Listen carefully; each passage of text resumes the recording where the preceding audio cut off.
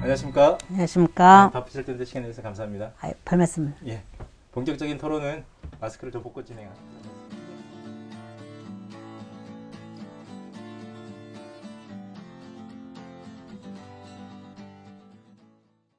네, 11대 의회 후반기 환경도시위원장을 맡고 있는데요. 전반기 2년도 환경도시위원회에서 활동했습니다. 어떤 사명감이라도 갖고 있는 건가요? 제가 전반기 환경도시위원회 활동을 하면서 굉장히 제주의 환경 문제가 굉장히 좀 심각한 상황에 이르렀다 통감했고요. 가급적이면 어떤 하나의 문제라도 좀 풀고 싶고 해결하면 좋겠다라고 하는 그런 좀 사명감 같은 게 생긴 것 같고요. 그러다 보니 또 후반기에 환경도시위원회 위원장이라고 하는 직책을 맡겨주셔서 열심히 하겠습니다. 지난 3월 17일이었던 걸로 기억하는데요. 1차 본회의 때 원반을 통해서 원희룡 도정이 환경정책 작심하고 비판했습니다. 수치로 표현하자면 100점 만점에 몇 점 정도 줄 수 있는 수준인가요? 낙제점을 줄 수밖에 없는 것 같습니다. 저도 굉장히 재선의 도지사이기 때문에 더욱 그렇습니다. 그만큼 시간이 있었고 그리고 그 원지사는 굉장히 그 전 도정에 대한 여러 가지 비판을 했지만 그 결과물로 제주의 어떤 재정 수익이 굉장히 좋은 그런 지사 시절을 지금 지내고 계신데 그러한 기간과 그리고 예산이 있었음에도 불구하고 제주도의 어떤 환경적인 문제들을 체계적으로 정말로 해결할 의지를 가지지 못한 건 굉장히 큰 문제였다. 그런 의미에서 굉장히 좀 아쉽고 한편으로 화가 나고 그렇습니다. 도도 하수 처리 시설 현대화 사업이 좀 더디게 진행되고 있습니다. 지금도 비만 오면 수질 기준을 초과한 하수들이 바다로 이렇게 쏟아져 나가는데요. 이렇게 하수 처리 문제 대책 없이 손 놔야 되는 건가요? 저는 이제 하수 문제도 그렇고 뭐 또 환경 여러 가지 기초 시설들 문제도 그렇고 지금 주민의 수용성 문제에 커다란 벽에 부딪혀 있기는 맞는 건데 문제는 주민의 수용성 관련해서도 보통은 어떤 시설들을 설치하거나 유치할 때는 지역 주민들의 동의를 받고 그리고 협약을 하면서 추진하지 않습니까? 그런데 그 주민과의 협약 문제도 그 언제까지 어떤 시설을 어떻게 할 건지 그리고 주민들에 대한 지원은 무엇인지 그런 것들을 세부적으로 협약에 다 넣어야 되거든요. 그런데 주민들도 주민의 지도자가 바뀌면 또 이 부분에 대해서 문제를 원점으로 다시 재검토하겠다.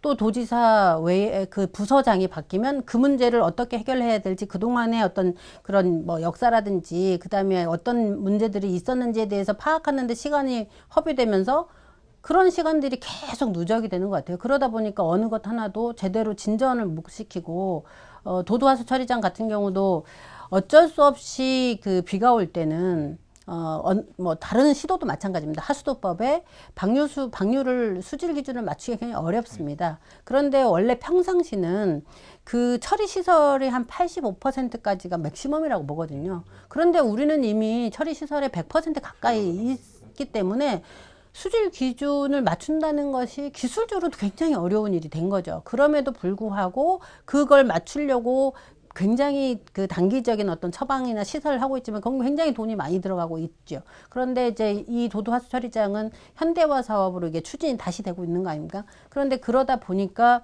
굉장히 시설에 투자하는 예산들도 다시 이제 그게 어느 정도 쓸 수 없는 그 기간이 종료돼 버릴 거기 때문에 거기에 투자를 못하는 부분도 있고 그런 여러 가지 현실적인 문제들이 좀 섞여져 있고 지역 주민들의 협조도 지사가 조금 더 적극적으로 부서장한테만 맡기지 말고 가서 하고 아주 세밀한 것까지 그리고 일관성 있게 어떤 지도자가 바뀌어도 이거는 지역 주민들의 의견 수렴이 된 것이다라고 해서 좀 그렇게 좀 체계적으로 추진해 나가면 문제를 조금 더 풀 수 있을 것 같은데 그런 것들이 잘 안 되는 것 같아요. 네, 하수 대란에 의해서 쓰레기도 대란입니다. 제때 처리하지 못한 우리 쓰레기가 산더미처럼 쌓여 있고요. 필리핀에서 발견된 우리 제주산 쓰레기가 국제적 망신을 주기도 했습니다. 쓰레기 처리 문제 어떻게 해야 되겠습니까? 쓰레기 문제 가장 큰 거는 일단은 발생량을 줄여야 됩니다. 제주도는 지금 다른 지역에 비해서 폐기물 발생량도 거의 한 2배 가까이 있거든요.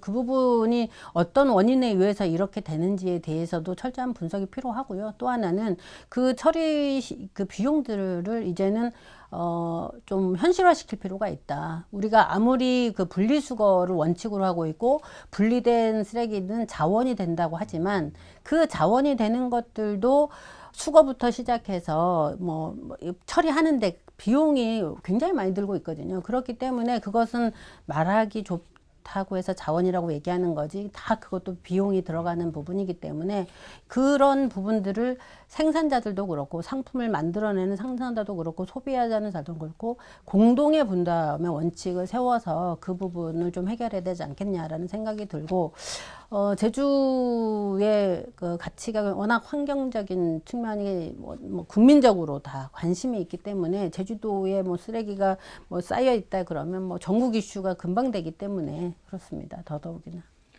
예전에는 우리 수돗물 자체가 제주의 수돗물 자체가 삼다수 아니냐 뭐 지금도 이런 그렇습니다. 그렇게 얘기할 정도였는데 이렇게 수질이 약화된 원인은 어디에 있고 이런 상수도 문제, 먹는 물의 문제는 어떻게 좀 해결해야 될지. 수질에 대해서는 우리가 지하수를 활용하기도 하고 용천수를 활용하기도 하고 그래서 먹는 물은 이제 두 가지의 수원이 있는데 지금도 강정의 용천수 수질은 굉장히 좋다고 합니다.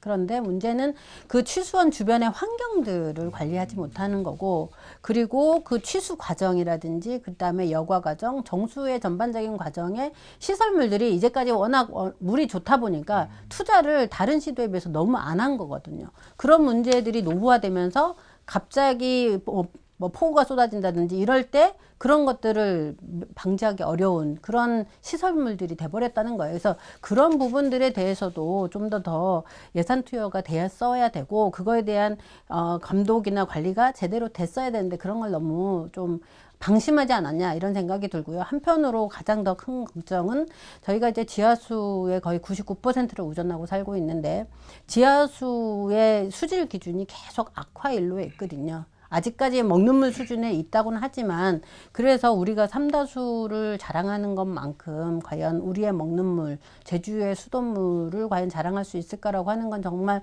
앞으로는 좀 걱정이 되는 지점이다. 그러면 제주도 전반에 어떤 그 오염원들을 관리하는 그런 체계도 좀 시급하게 도입이 돼야 되지 않겠냐 그런 생각이 듭니다. 결국은 환경 수용성의 문제가 아닌가 이렇게 생각이 들어지는데요. 제2공항건설은 가뜩이나 열악한 우리 환경 인프라 시설을 더욱 열악하게 할 것이라는 우려가 좀 많습니다. 제주도의 환경 관리 역량 측면에서 본다면 어떻게 해야 된다고 보십니까? 저는 앞서도 도정이 2014년부터 도지사가 재선하고 있고 지금 7년 동안에 도정을 맡고 있는데 환경 수용력에 대한 어떤 자신감들을 그 7년 동안에 쌓아왔다고 하면 저는 제2공항 관련해서 제주도민들이나 그리고 우리 전 국민들이 그런 걱정을 하지 않을 것이다라는 생각하지만 여전히 어떤 문제도 제대로 해결 못하고 있거든요. 그것은 이미 도정이 환경 수용력 그리고 환경 역량에 대해서 이거를 감당할 만큼의 어떤 능력이 부족이다라고 하는 거를 자인하는 거 아니냐 이런 생각이 들고 저는 그런 의미에서 제2공항에 대해서 그냥 일방적으로 건설해야 됩니다라고 그냥 얘기하는 거는 정말 준비하지 못하는 상황에서 어떤 걸 감당하려고 저렇게 지사가 입장을 표명하시는지 그런 걱정스러움이 있었던 거죠. 그래서 저는 지금도 제주의 환경 수용력은 양적 관광으로서 우리가 한번 그 심하게 경험을 했기 때문에 그 부분이 주는 제주의 환경 수용력은 아직까지도 어떤 하수 문제도 그렇고 먹는 물도 그렇고 쓰레기 폐기물 처리도 그렇고 어느 것 하나도 제대로 준비가 되지 않았다. 그런데도 불구하고 더 많은 관광객을 오라고 하는 그런 공항 인프라 확충을 지금 이 시점에 해야 되는 건지에 대해서는 도민들이 걱정하는 것도 저는 맞다라는 생각이 들죠. 선 환경 수용력의 문제를 해결하고 네. 논의를 해야 된다는. 맞습니다. 예. 5분 자유 발언뿐만 아니라 그 업무보고 때에도 아주 구체적으로 지적했던 사안인데요. 우리 환경 관련 부서장들의 임기가 너무 짧다라는 걸 구체적으로 좀 지적을 하셨어요. 환경보전국장인 경우에는 우리 원희동 도장 7년 동안 6번이나 바뀌었고 상하수도본부장은 9번이나 바뀌었는데 임기가 평균 1년, 심지어는 6개월짜리 국장이었다는 얘기인데 뭐 이런 점은 어떻게 해석해야 되는지요? 저는 정말 깜짝 놀랐습니다, 이번에. 왜냐하면 워낙 이 부서들이 현장이 너무 열악하기 때문에 굉장히 일반 공무원들도 가기 싫어하는 부서이긴 하지만 부서장들조차도 그렇게 1년도 채 못되게 자주 바뀌었다라고 하는 거는 저는 지사가 그러면 이 문제를 챙겼느냐, 그것도 아니지 않습니까? 그러다 보니까 이 문제가 여기까지 왔다라고 보는 것 같아요. 저는 그렇게 보고요.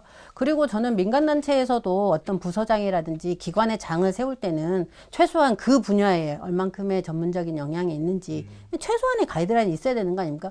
저는 도의 많은 공직자분들한테도 요즘엔 조금 걱정되는 게 20년, 30년 공직생활 했다라고 자랑할 것이 아니라 어떤 부서장이 됐을 경우는 나는 그 부서의 일들은 뭐 최고의 책임자로 잘할 수 있다. 이런 정도의 경력 관리가 돼야 되고, 그 기준에 어떤 인사 규정이 있어야 되는 거 아니야. 그런 것부터도 아직까지 갖춰져 있지 않다라고 하는 거에 전 좀 놀랬고요. 그런 거를 좀 제대로 갖춰야 그 부서장이 어떤 문제에 대한 현안들을 좀 더 책임감 있게 해결하려고 노력하지 않겠느냐, 그런 생각이 듭니다. 예, 마지막 질문일 것 같습니다.